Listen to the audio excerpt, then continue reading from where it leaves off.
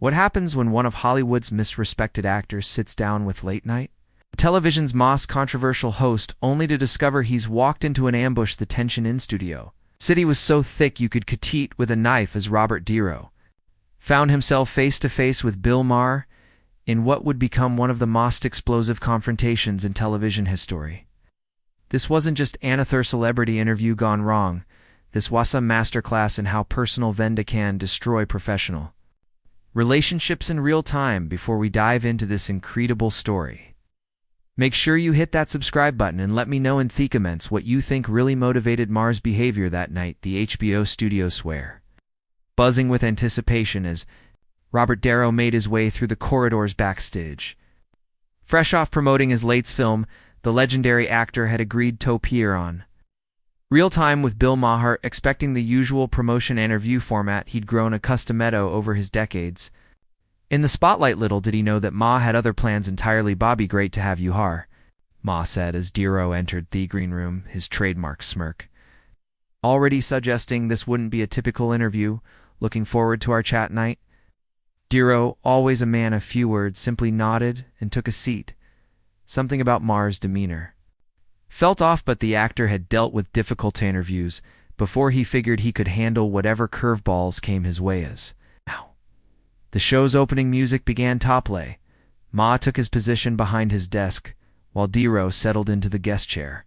The audience was electric, knowing they were about to witness two titans off their respective industries engage in what they assumed would be witty banter about Hollywood and current events. "Ladies and gentlemen, please welcome the incomparable Robert De Niro," Maher announced as the audience erupted in applause. De Niro waved politely, his weathered face showing just a hint of an intensity that had made him famous in films like Taxi Driver and Goodfellas. "Bob, thanks for being here," Maher began, leaning back in his chair with that familiar cocky attitude. "So, tell me, how does it feel to be Hollywood royalty in an industry that's completely lost its way?" The question caught De Niro off guard. This wasn't the softball opener he'd expected. "Well, Bill, I think the industry has evolved like everything else. There are challenges, but there's also incredible land coming up." Maher's eyes lit up with something that looked dangerously close to malice. "Evolved, is that what we're calling it? Because from where I sit, it looks more like a complete collapse of artistic in a gritty, but then again, you'd know all about that." Well, then you, the audience, grew quiet, sensing the shift in tone. De Niro's jaw tightened almost imperceptibly, a warning sign that anyone who knew the actor would have recognized. "Immediately, not sure what you're getting at, Bill?" De Niro replied, his voice maintaining its calm, but carrying a nage that suggested Ma was treading on dangerous ground. "Oh, come on, Bob, let's not play games here." Ma continued, clearly enjoying himself. "We both know you're really here tonight. It's not about your little movie, it's about damage control, isn't it?" The accusation hung in the air like a challenge.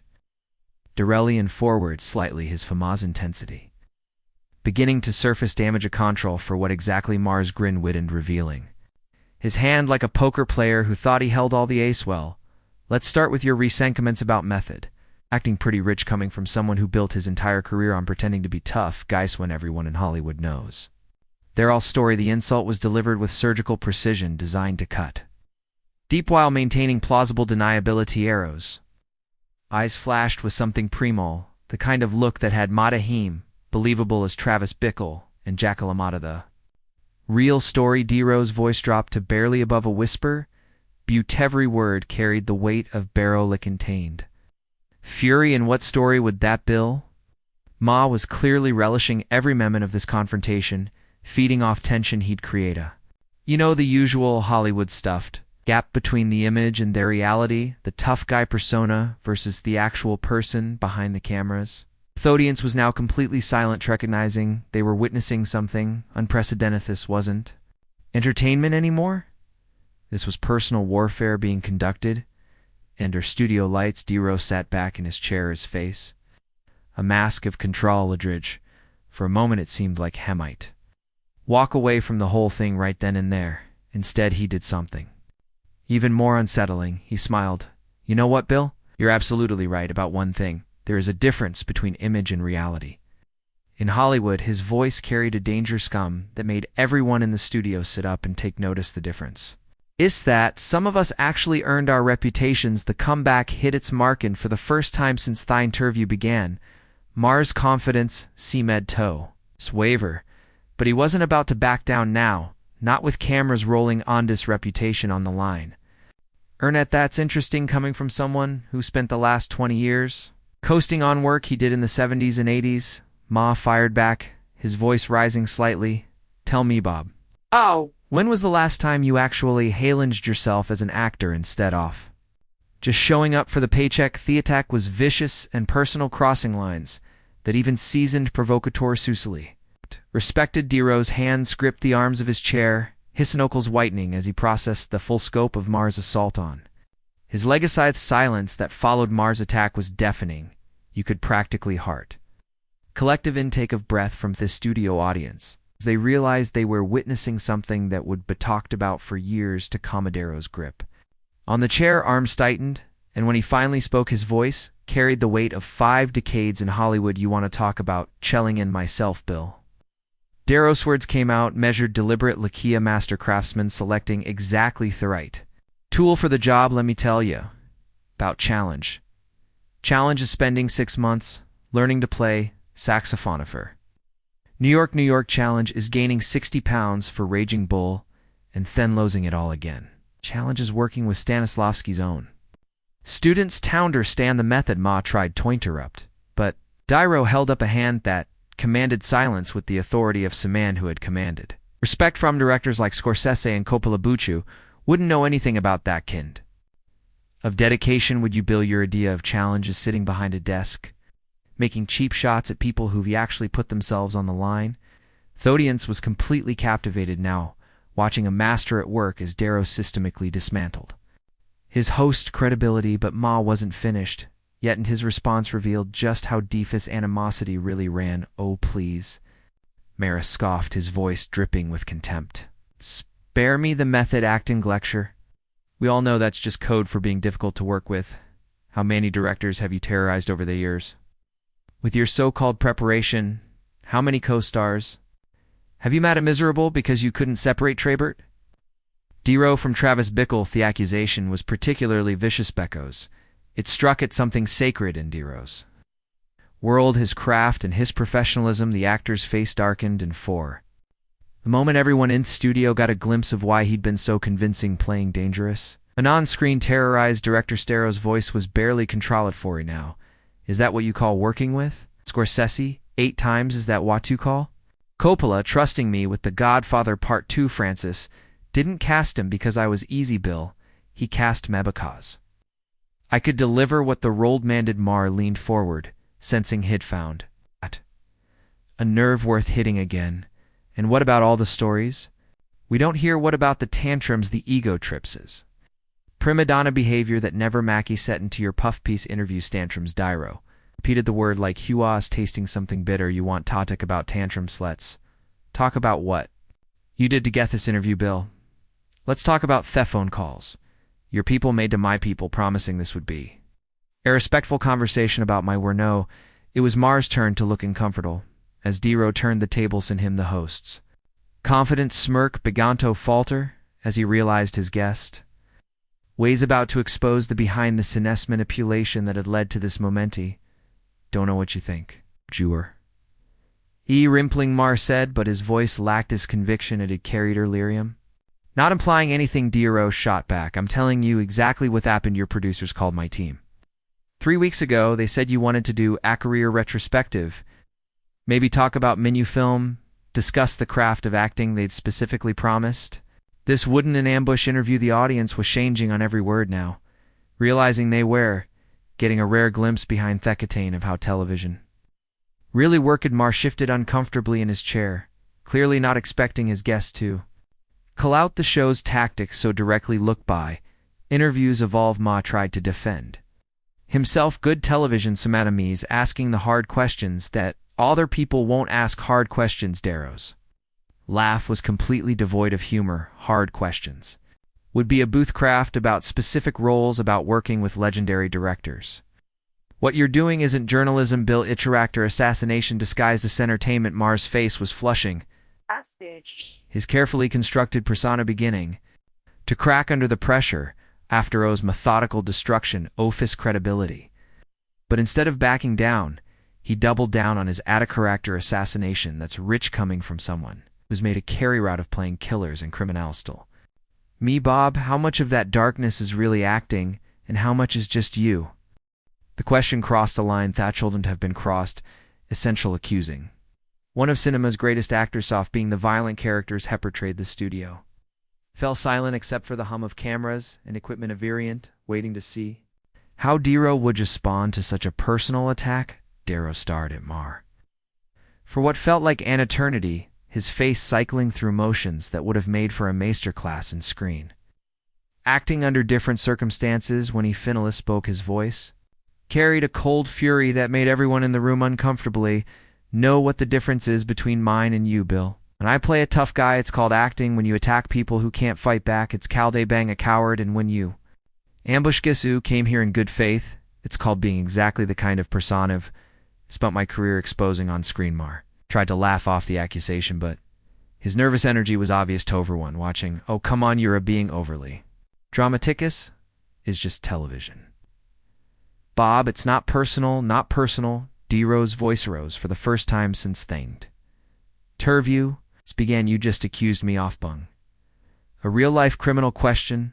My professionalism attacked my craft and lead about the nature of this interview. How exactly is that not personal? Theost was clearly rattled now, his usual smugness, placed by some gap-rushing panic as he realized. He'd picked a fight with someone who was much better at psychological warfare than had anticipated. I think you are misunderstanding the nature of provocative television. Maher stammered to regain control of the situation. Sometimes we have to push boundaries to get to the truth. The truth. Niro leaned forward, his intensity filling the entire studio. You'ant the truth, Bill. The truth is that who brought me here under false pretenses because you thought it would make good television to humiliate Igase, who trusted your word, the truth. Ice that, you're not a journalist or an interviewer, you're a shock jock with a bigger budget. Maher's face was now brightened. His carefully constructed image was crumbling in real time as Niro systematically exposed the calculating nature behind his supposed spontaneous provocation. Completely unfair, ma, protesthetic, but his voice cracked slightly, masking the questions. That audience is wanton's word. No, Bill, Niro replied, with devastating calm. You're asking the questions that you think will get youted about tomorrow. There's a difference between serving your audience and serving your own ego. The accusation about serving his own ego hit Maher like a physical blow. His face contorted with a mixture of rage and embarrassment as he realized that his carefully orchestrated ambush was backfiring spectacularly. Instead of humiliating his guest, he was being systematically destroyed by a master of psychological warfare who had spent decades studying human nature for his craft. You know what your problem is, Niro? Maher's voice was now shaking with barely contained fury. You think Bakosu played some tough guys in movies 40 years ago that makes you untouchable, beauty? Got news for you. This isn't the 70s anymore, and your intimidationics don't work on me. Niro responds was to lean back in his chair and smile, an expression so cold and calculating that it sent a visible shiver through the studio audience. When N spoke, his voice carried the quiet menace of someone who had nothing left to prove and nothing left to low intimidation tactics. Bill, if I wanted to intimidate you'd know it. What I'm doing right now is something much worse. I'm exposing you. I'm showing everyone watching exactly what kind of person you really are when you think the camera's sorry protecting. Maher's hands were visibly trembling now as he gripped his note cards, his prepared talking points completely useless in the face after O's methodical dismantling of his entire persona. You think you're so smart, don't you? Maher's voice was rising to near shouting levels, sitting there with your little actor's tricks trying to make him look bad, but everyone knows what you really are, Bob. You're a has-been woe-paked decades ago and has been coasting ever since the insult was desperate. Thecond of lobe, blow that. Kind. Just how cornered Maher felt, but instead of getting gangry, Niro did something that was somehow worse. He started to laugh, a genuine sound of amusement that made Maher's face turn an even deeper shade, offered a has-been. Niro wiped his eyes. Osif, the accusation was genuinely funny, Bill. I've been nominated for 7 Academy Awards and won 2. I've worked with every major director of the last 50 years. My films have grossed billions of dollars worldwide, but more importantly than any of that, I've earned the respect of my peers through decades of dedicated work. He paused, letting the weight of his accomplishments settle over the studio before delivering the killing blow. What exactly have you accomplished, Bill? Joe hosts a talk show where you ambush guests and make jokes about current events. When people remember the last 50 years of American culture, my work will be studied in film schools. Your work will before your body gets cold. The brutality of the assessment left Mar speechless for several seconds, his mouth opening and closing like a fish out of water as he struggled to formulate our response. The audience was completely silent, witnessing the completed destruction of a man's ego. In real time, that's not you. Can't just... Mar stammered, his usual articulate smugness replaced by incoherent rage. You don't get to sit there and lecture me a bootlegacy when everyone knows your best work is behind you. Niro stood up slowly, his movement deliberate and finality. Simple act of rising from his chair somehow commanded the attention of everyone in the studio, as if they were witnessing a moment that would bear played and analyzed for years to come. Are absolutely right about one thing, Bill, Niro said, his voice now carrying a tone of finality that made it clear this conversation was over. My best work might be behind me, but at least I have obvious work to look back on. At least it created something that mattered, something that will outlast both of us. Mar jumped to his feet as well, his chair spinning slightly from the force of his movement. His carefully styled hair was disheveled, his face flushed with humiliation and rage. Don't you dare walk away from me, Mar shouted, abandoning Donegan, pretense of professional composure. Not finished with you yet. We live on television. Can't just leave when things get uncomfortable. Niro turned to face him one final time, and the look he gave Mar was one of such complete contempt that several audience members actually gasped audibly. Watched. Niro said simply, those two words carried more weight than any elaborate insult could have managed. They weren't just a response to Mar's demand. They were a complete rejection of everything Thejos represented. They were a statement that some things were more important than television ratings or publicity obligations. You're making a huge mistake, Ma called after him, his voice cracking with desperation. This is going to make you look terribly. Averian's going to see this and think you can't handle.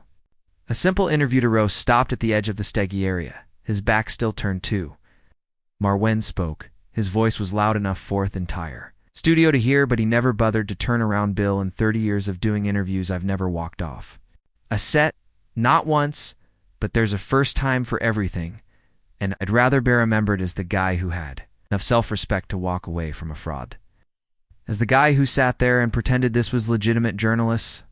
Words hung in the air like an epitaph for Mar's credibility. The host stood there for a moment, his mouth opening and closing as he struggled to find some way he salvaged the situation, some clever comeback that would restore his dominance. Fine, go ahead and run, Marafinally managed, his voice now sounding petulant and childish. Run back to your little acting bubble where everyone tells you how wonderful you are, but don't expect anyone to forget what happened here tonight.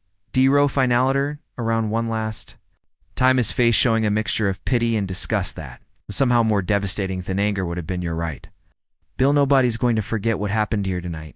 They're going to remember Thane that Bill Maher reveled exactly who he really is when he thoth had all the power. They're going to remember the night you proved thothoving a television show doesn't make a journalist, and having an audience side assent make you right with that. Niro walked off the set, his footsteps echoing in the stunned silence of the studio. Mar stood there for several more seconds, his foes cycling through emotions as he realized the full scope of what had just attempted his attempt to ambush and humiliate one of Hollywood's most respected figures had backfired so completely that he had essentially destroyed his own credibility on live television. The cameras kept rolling as Mar struggled to regain his composoria's usual smugness, replaced by zomething. Approaching panic, the audience sat in stunned silence, unsure whether to applaud or simply process what they had witnessed. When Ma finally managed, his voice barely above a whisper, I guess that's one way to end an interview, Butivan. His attempt at humor fell flat. The words sounding hollow and desperate. In aftermath of Niro's systematic destruct of everything Ma represented, the studio remained silent except for the hum of equipment and the distant sound of Niro's footsteps disappearing down the corridor as Thisho cut to commercial, leaving Marilonian stage with his shattered ego. Third age of his reputation, one thing was perfectly clear. This wasn't just an interview gone wrong, it was a masterclass in how integrity and authenticity could triumph over cynicism and manufactured controversy. The confrontation had revealed something fundamental about both men. Niro had shown that real toughness came from having principles worth defending, while Ma had demonstrated that all the cleverness in the world couldn't compensate for a fundamental lack of character, and that more than any scripted comeback or prepared insult was what made this moment genuine and unforgettable. So what do you think really motivated Bill Maher's behavior that night? Was it jealousy, ratting's desperation, or something deeper? Let me know in the comments below, and don't forget to subscribe for more stories about the moments when Hollywood's biggest stars showed us exactly who they really are when the cameras are rolling.